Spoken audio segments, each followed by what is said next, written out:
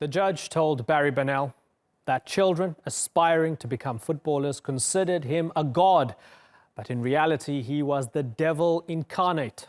Bennell was convicted on 50 counts of child abuse, and while he's now going to prison, prosecutors say there could still be hundreds of suspected paedophiles in youth football and more than 800 victims.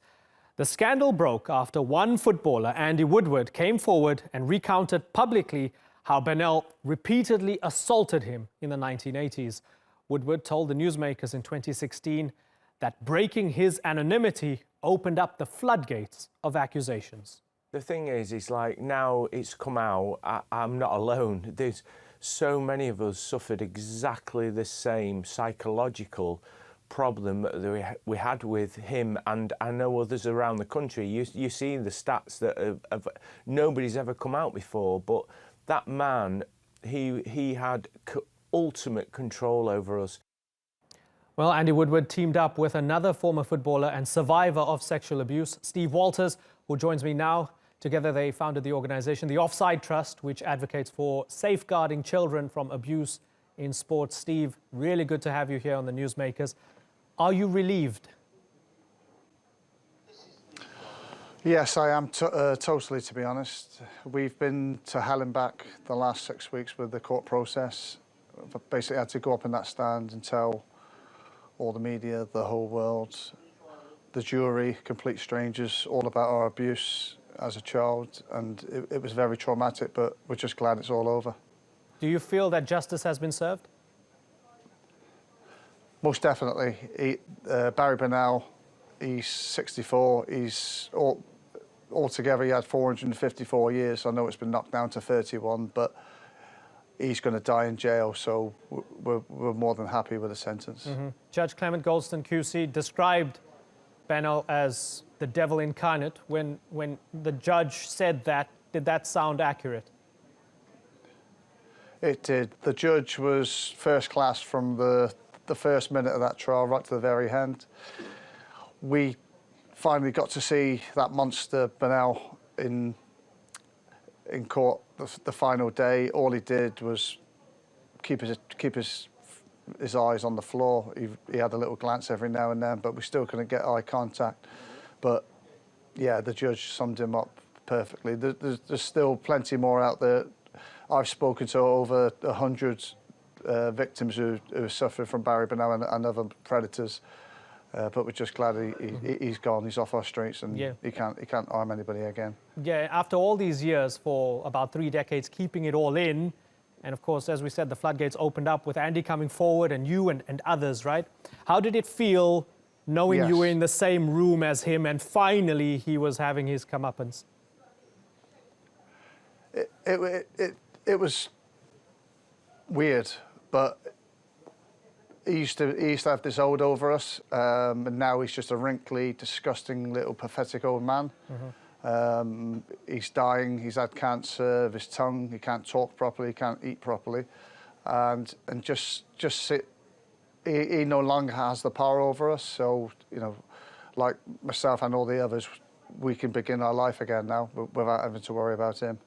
How many more Barry Bennells do you think there are operating in football or operating in general, in sport in general, working with young kids?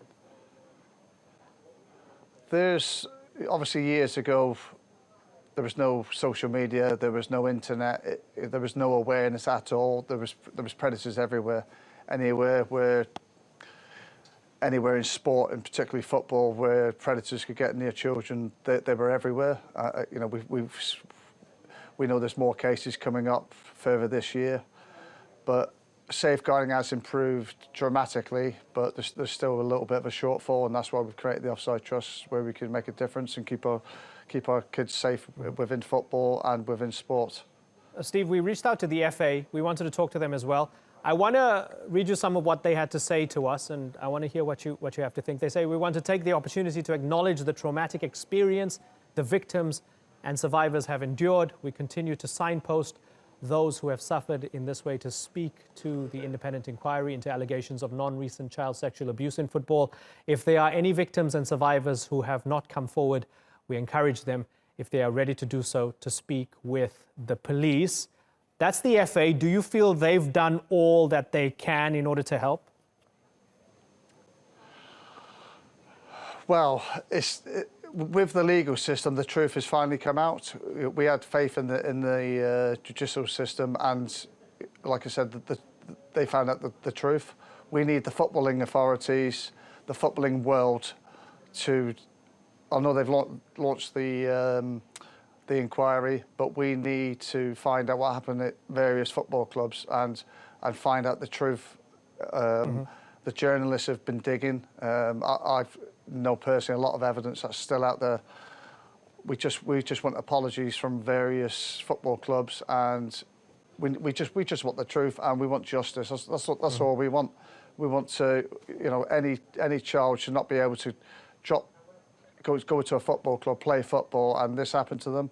So we need, this can never happen again. Yeah, and I want to ask you about Crewe Alexandra as well, because something that was jaw-dropping was when the former MD Hamilton Smith said the club had received official complaints about Barry Bennell a long, long time ago, right? That was unbelievable. We reached out to them as well. This is what Crewe had to say. Crewe said the club wishes to make it absolutely clear that had it had any suspicion or belief that Mr. Bennell was committing acts of abuse, either before, during, or after he left the club's employment, the club would have informed the police immediately.